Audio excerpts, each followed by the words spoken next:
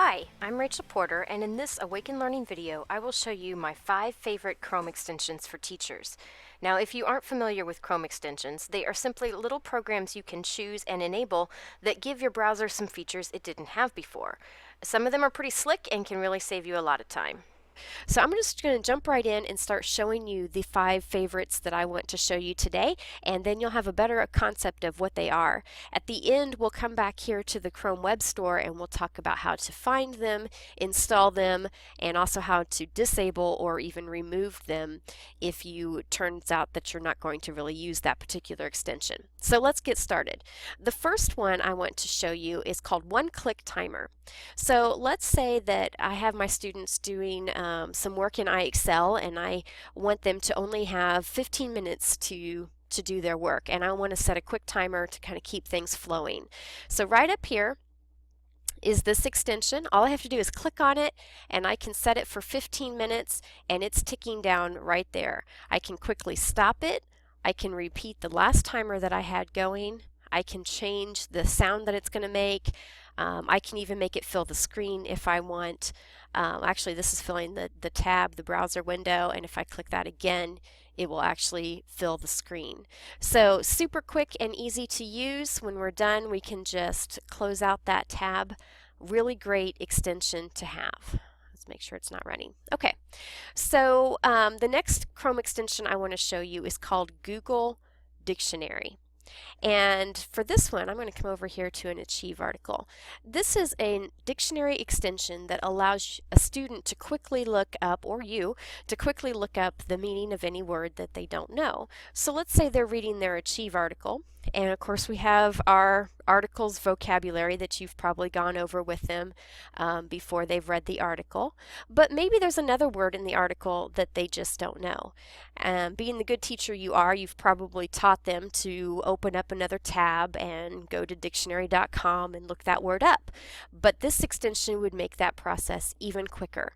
If I have that extension enabled, then all I have to do is double click on any word on any web page and it's going to pop up a definition for me.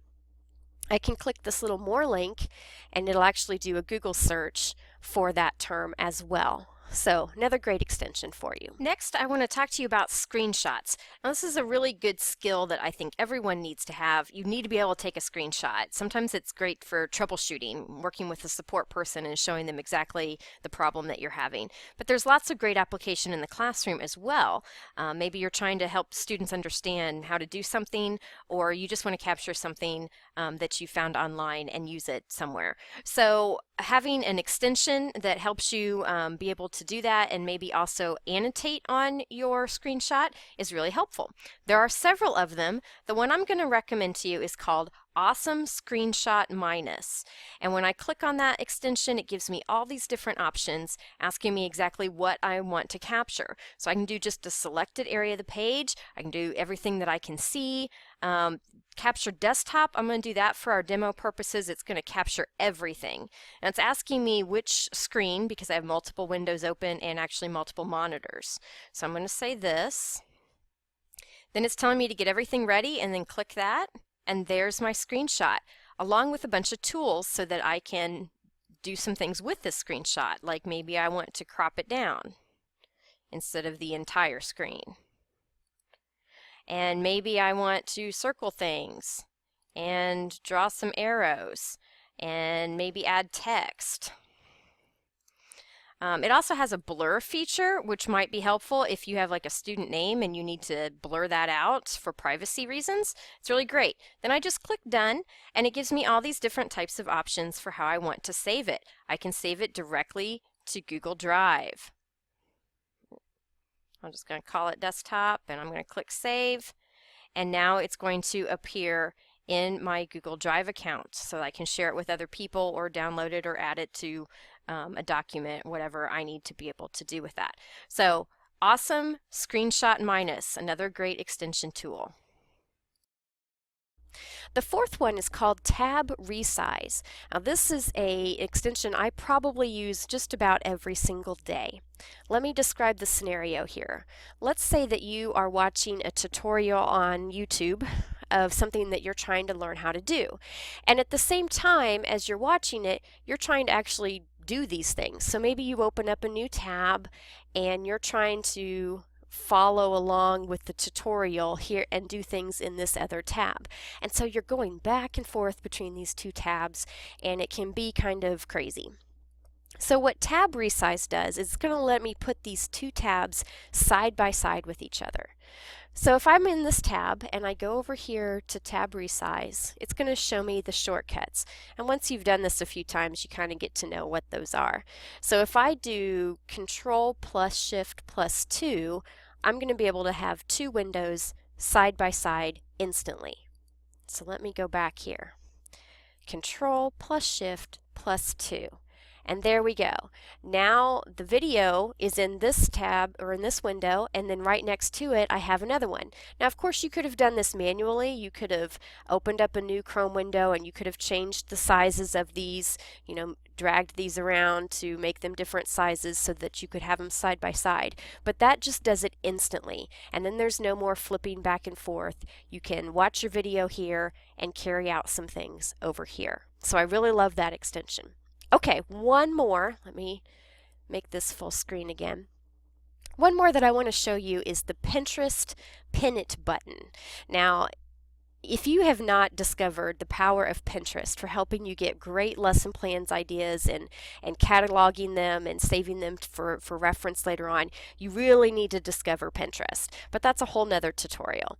So let me just show you, assuming that you are using Pinterest, how you can use this Pin It extension to save something that you find on the internet. So let me come up here and do a search for, can't type, citing evidence. And let's say that I scroll along here and I find this teaching channel video that I want to use in class because I think it's just really well done. So I want to put that on my Pinterest board.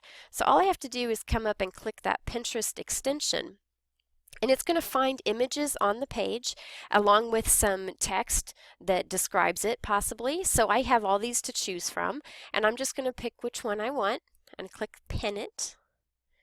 And it's going to bring up this little board where I can edit what the description says here if I need to do that, and I can choose which of my Pinterest boards I want to pin this to. So there we go. If I want to actually go see it, I can click on that and I can see it on Pinterest. So there's another really great tool. Okay, so how do we find these extensions? And there are tons more out there. Those are just my favorite 5. So how do we find these and how do we get them installed on our Chrome? So we need to go to the web store. To do that, we have this little colored waffle here that says Show Apps. If I click on that, one of the options that comes up is the web store. You could also just do a Google search for it. So here I am, and this is going to help me find both apps and extensions and also a few other things as well. Now just to clarify, an app is something that is really just a way of bookmarking a website. It's just going to give you a quick link to get back to that website in Google Chrome. Okay, so we're not really focusing on that right now. We're focusing on extensions. So you can search for them or you can browse the categories, and of course one of those categories is education. But let's say you've heard of a great extension that you want to install. Let's say EasyBib, which is not one I went over, but especially if you're a secondary teacher, it's another great one. So you just type your search in, or you can browse through and you look for them. So again, here's apps. Down here are extensions. So here's the EasyBib toolbar. And all I have to do is, well, I can click on it if I want to see some more information. And then I'm going to add it to Chrome. Usually there's going to be another little window that pops up. Like this one says Add Extension. Sometimes it'll pop up one more asking you for allowances, like giving it permission to use your Google account or whatever it needs to do. But this one went ahead and installed, and now it's right here. It's letting me know that it has been added, so I can close that out. And now that extension is ready to use. Now let's say that there's some extensions that you don't really use that often and you want to disable them so that they're not slowing down your browser. To do that, you just need to use the hamburger or the settings menu here, or Chrome menu. Go to settings, and then there's an extensions area. So here you can see all the extensions that I've added to Chrome at some point in time. And you notice that some of them are grayed out.